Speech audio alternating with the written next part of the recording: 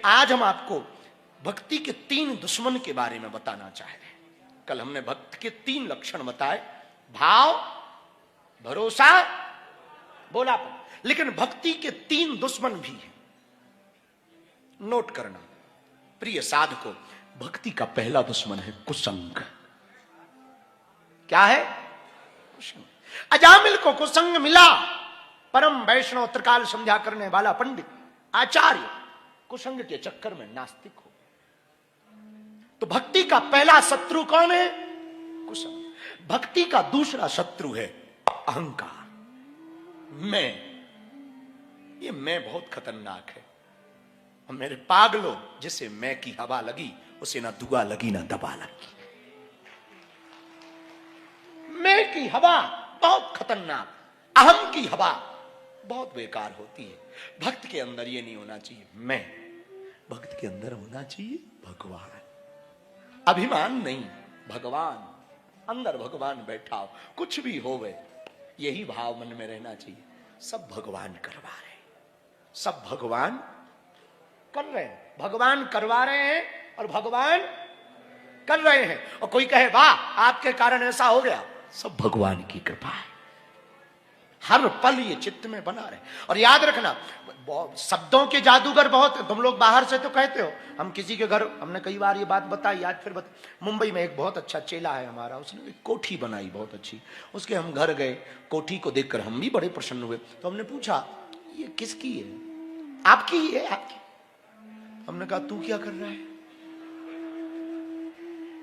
आपकी है तो तुम क्या कर रहे हो? फिर नहीं उसने कभी जिंदगी में कहा कि आपकी है।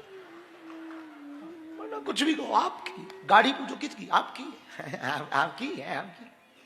ये हम लोग ना बाहर से कुछ और है, अंदर से कुछ और है। मंदिरों में भी यही हाल है। शाम को आरती गाते, ओम जय जगदीश हरि, तन मन धन स्वामी सब कुछ है तेरा, प्रभु जी सब कुछ है तेरा, तेरा तुझको क्या लागे मेरा। कितनी अच्छी आरती है, क्या लागे मेरा। और लोग भी इतने भाव से गाते कि भगवान विष्णु को, नारायण को लगता यही अच्छा भगत है। ऐसे आंख बंद, क्या लागे। बाहर आके कहता गाड़ी कहां गई है मेरी, चप्पल हिरा गई है मेरी, जेब कट गई है। बताओ, अभी कह रहा था सब तेरा है, अब ये मेरा हो गया। कंफर्म कर भाई। बिंदु जी थोड़ी हो कि बिंदु दोनों तरफ ले रहा है मजा, कुछ इधर भी रहा। ये चेला थोड़ी हो कि 3-3 लोग आई चलेंगे। पटेल साहब थोड़ी हो, पटेल साहब थोड़ी हो। एक तरफ कहीं रहो। इसके लिए एक सूत्र है हमारे पास, बहुत पुराना, बाहर से संसारी रहो, अंदर से सन्यासी हो जाओ। बाहर से जगत के रहो, अंदर से भगवान के हो जाओ। बस सीधा सा सूत्र है, सीधा सा खेल है। तो दुश्मन है भक्ति के 3। पहला कुसंग, दूसरा अहंकार और तीसरा आलस। कल करेंगे। और कबीर क्या कहते? काल करे सो और आज करे सो, और पल में परलय बहुरे करेगा। कल करता तो आज करे, और आज करता है तो अभी कर। पल में परलय हो जाएगा, कब क्या हो जाए कोई ठिकाना। आलस मत करो। भक्ति में 3 बातों में कभी आलस, एक भगवान के भजन में, एक वैराग्य में और एक दान में। 3 में कोई आलस नहीं। चटपट और अटपट लीला राम की, झटपट समझना आए। जो मन की खटपट मिटे सो चटपट दर्श हो जाए। चटपट करो, तत्क्षण करो, देर मत करो, तुरंत करो। मेरे पागलो, आलस बहुत खतरनाक। एक महात्मा नदी के किनारे बैठे थे, पानी बह रहा था। 1 दिन हुआ, 2 दिन हुआ, 3 दिन हुआ, 4 दिन हुआ, 5 दिन हुआ। तो एक सेठ वहां से गुजरते, रोज देखता था कि एक महात्मा ये बैठे ही रहते, ना इधर जाते ना उधर आते, ना कुछ करते, बैठे ही रहते, नदी को देखते रहते। तो गांव के लोगों ने जाके उस सेठ ने कहा कि महाराज उस पार जाना है तो हम नाव का प्रबंध कर, और नहीं जाना है तो आप किनारे क्यों बैठे रहते। महात्मा ने कहा हम किनारे इसलिए बैठे रहते हैं कि सोच रहे हैं कि कब नदी का पूरा पानी बह जाए फिर मैं पार हो जाऊं, उस पार जाऊं। गांव वाले हंसने लगे, बोले ये बहुत पागलपन की बातें हैं, नदी का पानी कभी पूरा जाना ही नहीं है, कभी पूरा पानी बहना ही नहीं है। बरसात आएगी फिर पानी बढ़ जाएगा, वरना छोटी मोटी धार तो चलती रहेगी, कुछ ना कुछ तो चलता ही रहेगा। और कभी बीच में बारिश हो जाती है तो बीच में भी पानी बढ़ जाएगा। तो ये तो बेफिजूली की मती है, मूर्खता है। महात्मा बोले यही तो हम तुम्हें कहना चाहते।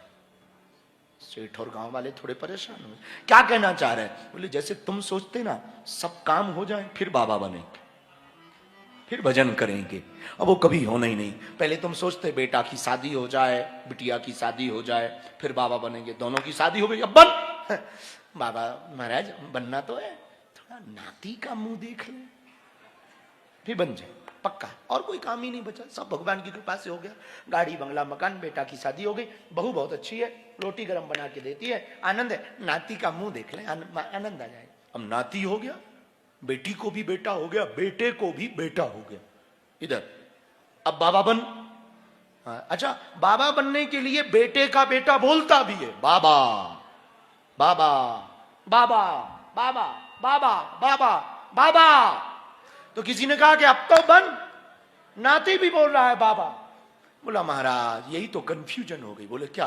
बोले बेटे का बेटा तो बोलता है बाबा, तब तक बेटी का बेटा आ जाता, वो कहता नाना नाना नाना नाना नाना। अब कंफर्म नहीं हो रहा कि किसकी बात माने, बेटे के बेटा की बात माने कि बेटी के बेटा की बात माने। वो नाना कहता, ये कहता बाबा बाबा बाबा बाबा। ये हम लोगों की प्रवृत्ति है। कबीर की वाणी को याद करना। काल करे सो पर आज करे सो, पल में परलय होएगा। भक्ति के ये 3 दुश्मन हैं। पहला शत्रु कुसंग है, और कुसंग से बचने का उपाय सत्संग है। आज की कथा भी हमने यहीं से शुरू की थी। बिनु सत्संग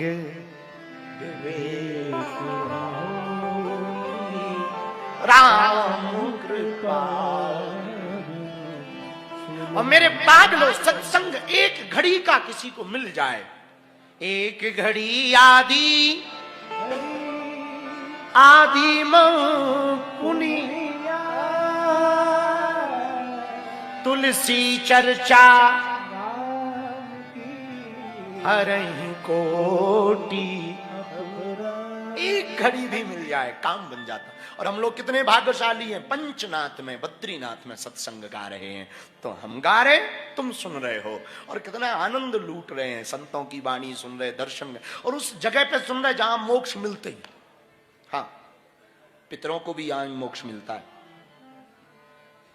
यहां एक जगह है ब्रह्म कपाल, बद्रीनाथ जी में, अलकनंदा के किनारे। शायद आप लोग गए हो।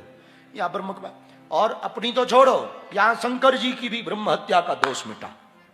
हाँ, शंकर जी की भी ब्रह्म हत्या का दोष मिटा।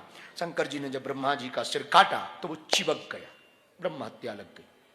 और वो हाथ में सिर चिपका तो पूरे पृथ्वी पर भ्रमण महादेव ने किया, गंगा स्नान जो जो होते हैं सब किया, पर वो सिर नहीं निकला। अंत तो गत्वा, घूमते घूमते महादेव जब बद्रीनाथ धाम में आए, यहां अलकनंदा के किनारे जैसी शिला पर पहुंचे, वहां के गुरुत्वाकर्षण ने सिर को नीचे खींच लिया। ब्रह्मा जी का जो सिर चिपका था वो नीचे गिर गया और दोष मुक्त हो गए। भगवान शंकर ने उसी दिन कहा कि ये बहुत अद्भुत भूमि है। किसी का कोई पितर प्रेत बन करके कई वर्षों से परेशान हो रहा हो, गया श्राद्धम पुष्कर प्रश्राद्धम खूब कर लिया हो, गया में श्राद्ध, पुष्कर में, प्रयाग में खूब आपने श्राद्ध कर लिया हो, फिर भी मुक्त ना हो रहा हो, तब चारों धाम में, बद्रीनाथ की भूमि में, अलकनंदा के किनारे शिला पर खड़े होकर के अलकनंदा जी में प्रेत का तर्पण कर दिया जाए तो वो मुक्त हो जाता है। जाता है। ऐसी भूमि है तो हम लोग कितने भाग्यशाली कि शत्रु 3 हैं भक्ति के, कुसंग, अहंकार और आलस्य। इन तीनों को जो त्याग देता है वो भक्ति को संजो करके रखता है। बालाजी महाराज के कृपा पात्र बागेश्वर धाम पीठाधीश्वर परम पूज्य धीरेन्द्र कृष्ण शास्त्री जी महाराज का पावन संकल्प। मध्य प्रदेश में छतरपुर के ग्राम गढ़ा में बनेगा विश्व स्तरीय कैंसर अस्पताल एवं रिसर्च सेंटर, जिसकी आधारशिला देश के यशस्वी प्रधानमंत्री नरेंद्र मोदी जी के कर कमलों से रखी जा चुकी है। 200 करोड़ रुपए की लागत वाले 100 बेड के इस अस्पताल में गरीबों का होगा मुफ्त इलाज। ये बहुत बड़ा अवसर है, बहुत बड़ा काम है।